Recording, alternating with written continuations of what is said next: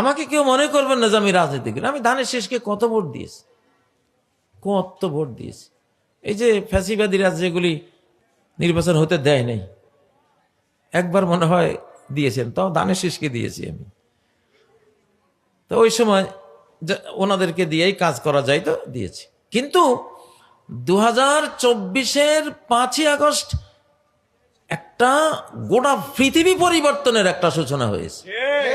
মানে ইসলাম নিয়ে আসবে আল্লাহ তাআলা, কোরআন নিয়ে আসবে, নবীজির আদর্শ নিয়ে আসবে। কারণ টাইম নাই। আপনি 2046, আমার মিশন 2046, 2046-এর মধ্যে অর্থাৎ 24 to 23 বছর, এই 23 বছরে বাকি অর্ধ পৃথিবী ইসলামের আওতায় আসবে, সবাই মুসলিম হয়ে যাবে ইনশাআল্লাহ। নবীজির 23 বছরে অর্ধ পৃথিবী 57 রাষ্ট্র আমাদের হাতে আছে, আর এখনকার 23 বছরে বাকি অর্ধ পৃথিবী আসবে, পুরো পৃথিবী মুসলিম হয়ে যাবে ইনশাআল্লাহ।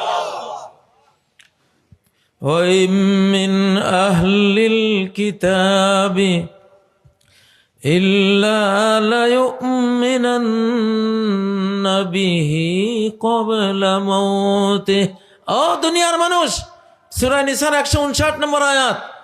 ঈসা আলাইহিস সালাম আসতেছে, আসলে দেখবা আমেরিকানরা সব মুসলিম, ইউরোপিয়ানরা সব মুসলিম, ভারতীয়রা সব মুসলিম, রাশিয়ানরা, অস্ট্রেলিয়ানরা, সারা পৃথিবীর সবাই মুসলিম হয়ে যাবে, একটা লোকও বাদ থাকবে না।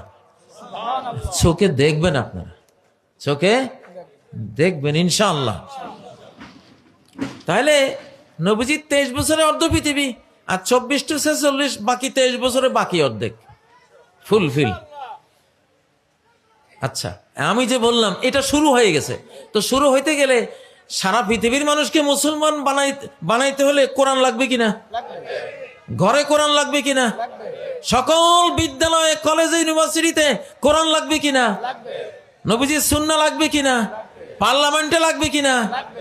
তাহলে সে তোমরা 2046-এর মধ্যে 850 কোটি মানুষ যা বেঁচে থাকে সবাইরে তোমরা মুসলিম হিসাবে পাইবা। কাজ তো এখন থেকে শুরু করতে হবে। এই জন্যই